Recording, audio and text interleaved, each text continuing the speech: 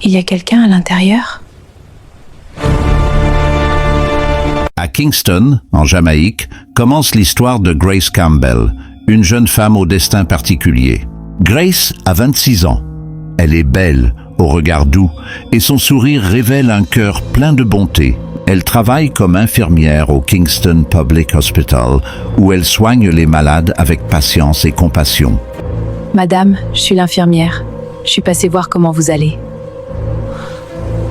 Chaque jour, Grace se penche au chevet des patients, posant ses mains avec douceur et rassurant par sa présence. Le soir, elle rentre dans leur petit appartement de New Kingston, où elle vit avec sa jeune sœur Donna. Ensemble, les deux sœurs partagent un quotidien simple, fait de rire, de devoirs et de responsabilités. Leurs parents sont morts dans un accident de voiture il y a 5 ans, laissant Grace responsable de Donna. Donna est encore à l'université.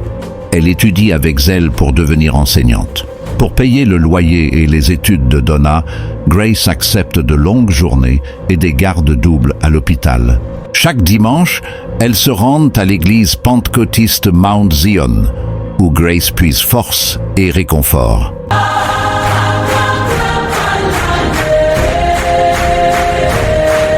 Ce dimanche-là, à l'église Mount Zion de Halfway Tree, la vie de Grace est sur le point de changer à jamais. L'Assemblée découvre son nouveau pasteur, Marcus Wright, un jeune homme charismatique qui impose le respect dès qu'il monte en chair. Chers frères et sœurs, Jésus vous aime, aimez-vous les uns et les autres. Sa voix grave résonne dans le temple et ses sermons, remplis de passion et de versets bibliques, captivent aussitôt toute l'assemblée. Autour d'elle, surtout les femmes murmurent leur admiration. Donna, émerveillée, se dit que ce pasteur sait vraiment prêcher. Mais Grace reste prudente et concentrée sur la prière. Elle se souvient de Sharon, sa meilleure amie, brisée par un homme de Dieu qui la trompait avec plusieurs femmes. À la fin du culte, le pasteur l'appelle par son nom, la remercie d'avoir pris soin de Mère Johnson durant sa maladie et loue sa bonté.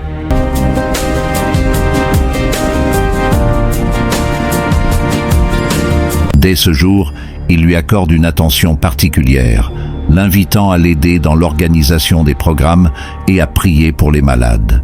Les mois passent, il se téléphone, échange des conseils pour visiter les malades, parle de Dieu et du ministère avec un ton toujours irréprochable. 6 mois plus tard, autour d'un café à Liguanea, Marcus lui confie qu'il prie depuis des semaines au sujet de son avenir. Il lui dit croire que Dieu l'appelle à se marier et qu'à chaque prière, c'est son visage à elle qui lui revient en tête. Peu à peu, Grace commence à le voir autrement. D'abord, Grace est choquée. Elle n'a jamais envisagé son pasteur comme un homme qu'elle pourrait épouser. Mais au fil des semaines, il la courtise avec respect. Fleurs, dîners, attention délicate. Peu à peu, son cœur commence à s'ouvrir. Je t'aime et je suis convaincu que tu es ma femme. Je t'aime aussi. Il la présente à sa famille, qui l'adopte aussitôt. Partout où elle va avec lui, Grace est accueillie avec chaleur et respect. Aux yeux de tous, Marcus semble irréprochable. Il ne boit pas, ne fume pas, ne fréquente pas les boîtes de nuit. Il se consacre à la prière et au service. Il passe son temps entre l'église, les visites aux membres et l'étude de la parole. Tout le monde le voit comme un véritable modèle de serviteur de Dieu. Ma fille, tu as la chance d'avoir un mari comme Marcus. Beau et pieux, ne gâche pas ta chance. Les mères de l'Église lui répètent qu'elle est bénie. Épouser un homme de Dieu, disent-elles, c'est une grâce et une couverture spirituelle. Même Donna est ravie. Pour elle, Marcus n'a rien à voir avec les hommes qui utilisent les femmes. C'est, pense-t-elle, un vrai homme de Dieu. Après 1 an de fréquentation, Marcus la demande en mariage, à genoux, en plein culte. L'église éclate en applaudissements et en cris de louange. 3 mois plus tard, ils se marient lors d'une belle cérémonie. Pour Grace, entourée de sa famille et de l'église, c'est le jour le plus heureux de sa vie. Après le mariage, il s'installe dans une petite maison à Trenchtown. Marcus explique qu'il veut vivre au milieu des pauvres qu'il évangélise, et Grace admire sa dévotion. À Trenchtown, la vie de couple commence. Grace continue à travailler à l'hôpital, tandis que Marcus se consacre entièrement au ministère. Marcus lui explique que le quartier n'est pas dangereux, qu'il veut vivre au milieu des pauvres. Comme Jésus, faut pas qu'elle s'inquiète pour l'environnement. Il voulait juste la rassurer pour ne pas qu'elle ait peur. Grace admire ce qu'elle croit être une grande sincérité. À la maison, Grace l'aide à préparer ses sermons, cuisine pour lui, s'occupe du linge. Elle se donne sans compter pour son mari et pour l'église. Chaque soir, le couple se met à genoux pour prier ensemble. Pour Grace, c'est la preuve qu'elle a épousé un vrai homme de Dieu. Mais bientôt, quelque chose la trouble. La deuxième chambre est toujours fermée à clé. Marcus garde la clé en permanence autour du cou. Quand elle ose poser la question, il répond simplement « C'est ma chambre de prière, mon lieu secret avec Dieu ». Grace essaie de le croire. Cette nuit, où va-t-il, comme s'il était un voleur dans sa propre maison? Une nuit, Grace se réveille et découvre le côté du lit de son mari vide. Elle le voit se chausser, prêt à sortir au milieu de la nuit. Il parle d'urgence à l'hôpital, de membres malades à aller visiter et pour lesquels prier. Grace veut lui faire confiance, mais son cœur se serre. De plus en plus souvent, son téléphone sonne tard le soir. À chaque appel, Marcus sort pour répondre, le visage tendu, presque effrayé. Une nuit, Grace n'arrive plus à dormir. Un malaise profond serre son cœur. Alors elle se lève et commence à prier en marchant dans la maison. En passant devant la chambre verrouillée, elle entend un bruit étrange. Un grattement, comme si quelque chose remuait derrière la porte. Qui est là? Elle colle son oreille contre le bois et entend aussi un gémissement étouffé. Terrifiée, elle frappe doucement. Quelqu'un est-il là? Soudain, tout bruit cesse. Un silence lourd tombe dans le couloir. Paniquée, Grace s'enfuit vers la chambre pour réveiller son mari. Elle secoue Marcus de toutes ses forces, le suppliant de se réveiller. Elle lui raconte les grattements et les gémissements entendus derrière la porte. Il lui affirme qu'elle rêve, qu'il n'y a là que des livres et des Bibles. Sa voix est calme, mais son regard semble soudain plus froid. Quand elle lui demande d'ouvrir la chambre pour vérifier, Marcus se raidit. Sa main se crispe sur la clé qu'il porte au cou. Sa voix se fait dure.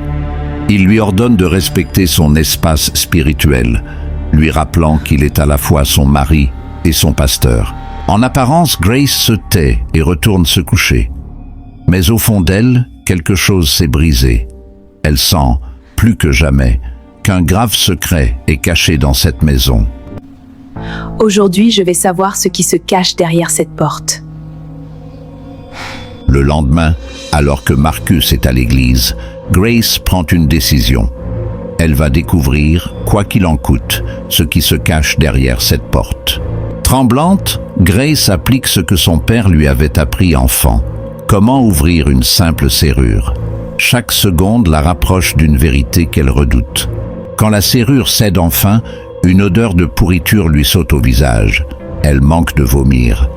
Pourtant, elle pousse la porte et entre. La pièce est noire. Des rideaux épais bloquent la lumière. Malgré la peur, elle avance d'un pas, ses doigts cherchant l'interrupteur sur le mur. Mon Dieu, c'est quoi tout ça? C'est une chambre de rituel?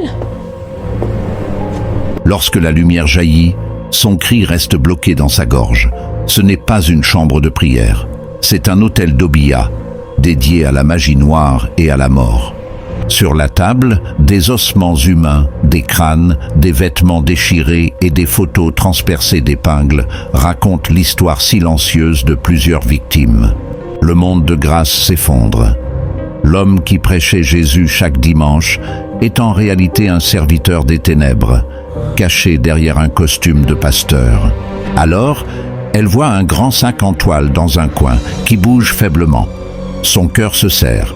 Ce n'est pas un objet, c'est quelqu'un. En ouvrant le sac, Grace découvre Kesha, une jeune fille de l'église disparue depuis des semaines, ligotée, déshydratée, à peine consciente. Merci ma sœur, tu m'as sauvée d'un sacrifice. Bois un peu d'eau. Entre deux souffles, Kesha lui murmure qu'elle a été enlevée pour servir de sacrifice, afin de donner plus de puissance au ministère du pasteur. Grace comprend qu'il faut prévenir la police immédiatement. Au moment où elle s'apprête à appeler la police, la porte d'entrée s'ouvre. Marcus découvre Kesha sur le canapé et sa chambre secrète grande ouverte. Le masque du pasteur parfait tombe. Le masque tombe. L'homme tendre et souriant disparaît. Devant Grace se tient désormais un étranger au regard glacé, prêt à tout pour garder ses secrets. Sans plus chercher à se cacher, il se vante d'avoir utilisé des sacrifices et la magie noire pour devenir le plus jeune pasteur célèbre de Kingston. La puissance ne venait pas de Dieu, mais des ténèbres. Alors, tout s'éclaire. Le mariage, les attentions, la confiance gagnaient pas à pas. Elle comprend qu'elle devait devenir, elle aussi, un sacrifice final pour renforcer son pouvoir. Terrifiée mais déterminée, Grace refuse de se laisser briser. Dans son cœur, elle se tient déjà du côté de la vérité, prête à exposer le mensonge au grand jour. Voyant qu'il perd le contrôle, Marcus se jette sur elle pour l'empêcher d'agir. La peur se transforme en instinct de survie dans le cœur de Grace. Dans un geste désespéré, elle saisit un chandelier et le frappe de toutes ses forces. Marcus vacille, sonné. C'est peut-être leur seule chance de s'enfuir. Sans perdre une seconde, Grace entraîne Kesha hors de la maison, criant à l'aide. Les voisins sortent, alertés par le vacarme et la détresse des deux femmes. Rapidement, le quartier se rassemble. Une voisine compose le numéro de la police, tandis que d'autres veillent à ce que Marcus ne s'échappe pas. La police arrive vite. Tandis qu'un agent recueille le témoignage de Grace, d'autres pénètrent dans la maison et découvrent la chambre d'Obia, les ossements et les preuves des crimes. Marcus est arrêté pour meurtre, enlèvement et pratique d'Obia. L'enquête révèle un réseau plus vaste, impliquant d'autres faux hommes de Dieu. Pour Grace, un long chemin de guérison commence. Kesha est hospitalisée pendant plusieurs semaines. Grâce à des soins attentifs et à la présence constante de Grace, elle commence peu à peu à reprendre des forces. L'enquête permet d'identifier d'autres victimes. Leurs familles, brisées par l'attente, reçoivent enfin des réponses, aussi douloureuses soient-elles. Incapable de poser de nouveau les pieds dans cet endroit, Grace quitte définitivement son ancienne église. Elle sait qu'elle a besoin de temps pour guérir. Elle entame une thérapie pour affronter les cauchemars, la trahison et la peur. Le chemin est long, mais chaque séance est un pas de plus vers la guérison. Tout au long de cette saison de douleur, Donna reste à ses côtés. Par sa présence, ses prières et son affection, elle devient un pilier pour sa grande sœur. Un an plus tard, une petite église de New Kingston l'invite à venir partager son témoignage. Grace accepte, décidée à transformer sa douleur en avertissement pour les autres. Debout devant cette nouvelle assemblée, Grace raconte ce qu'elle a vécu. Sa voix est claire, marquée par la souffrance, mais aussi par une force intérieure renouvelée. Elle explique que tout le monde qui porte une Bible n'est pas forcément un enfant de Dieu, et que le diable peut se déguiser en ange de lumière pour tromper les cœurs. Elle rappelle que le vrai homme de Dieu se reconnaît à ses fruits dans la vie privée, pas seulement à ses performances publiques. Il faut apprendre à discerner, à regarder au-delà des apparences. Brisée mais vivante, Grace choisit d'utiliser son histoire pour avertir et protéger les autres. Elle rappelle que tout ce qui brille n'est pas or, et que Dieu nous donne un discernement intérieur pour nous garder du mal. À chacun de l'écouter. Merci d'avoir suivi cette belle histoire inspirante. N'oubliez pas d'activer la cloche de notification et de vous abonner sur le compte africain 225. La prochaine fois, je vais prendre le nom des bavards et des absents.